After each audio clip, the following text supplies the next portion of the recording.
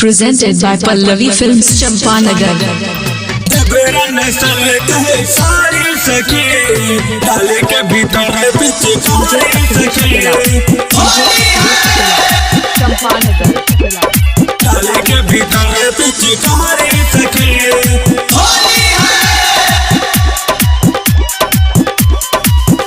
हमरा कन की मारी कह बोलल के होली में खूब मजा लगे होली में खूब मजा लगे हमरा कन की मारी कह बोलल के होली में खूब मजा लगे कबो डाले आगे बाड़ी कबो डाले पछे बाड़ी कबो डाले आगे बाड़ी कबो डाले पछे बाड़ी डाले छे बराबरी तेरा नस्ल कहे सारी सखी डाली के भीतर पिचकारी सखी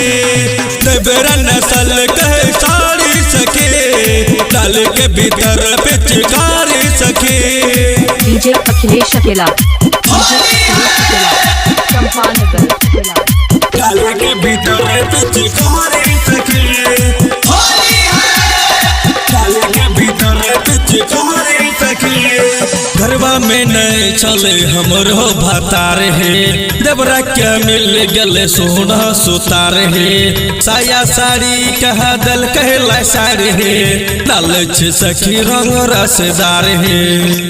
लालच सखी रंग रसदार है घरवा में नहीं चले हमरो भतार है देवरा के मिल गले सोना सुतार है साया साड़ी कह दल कहला साड़ी है लालच सखी रंग रसदार है कबो चीत है डाले कबो पहट है डाले कबो चीत है डाले कबो पहट है डाले तोलिया के दिल के फाड़ी तेरा नस्ल कहे सारी सखी डाले के भीतर पिचकारी सखी तेरा नस्ल कहे सारी सखी डाले के भीतर पिचकारी सखी डीजे अखिलेश अकेला चंपानगर डाले के भीतर पिचकारी सखी डाले के भीतर पिचकारी सखी खेले चले सखी हो वाला खेला खूब करे चले ठेला में ठेला राकेश राज कहे और भोजी लेला राइटर शंकर देखिगा तोर सेला राइटर शंकर देखिगा तोर सेला खेले चले सखी हो वाला खेला खूब करे चले ठेला में ठेला राकेश राज कहे और भोजी लेला राइटर शंकर देखी कतर सेला कबो ऊपर डाले कबो नीचे डाले कबो ऊपर डाले कबो नीचे डाले दल के टेंगरी पसार तेरा नस्ल कहे सारी सखी डाली के भीतर पिचकारी सखी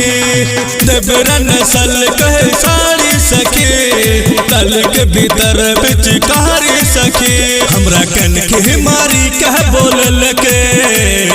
होली में खूब मजा लगे कबो डाले आगे बाड़ी कबो डाले पछे बाड़ी कबो डाले आगे बाड़ी कबो डाले पछे बाड़ी डाले छे बराबरी तेरा नस्ल कहे सारी सखी डाली के भीतर पिचकारी सखी तेरा नस्ल कहे सारी सखी डाली के भीतर पिचकारी सखी Presented by Pallavi Films Champanagar।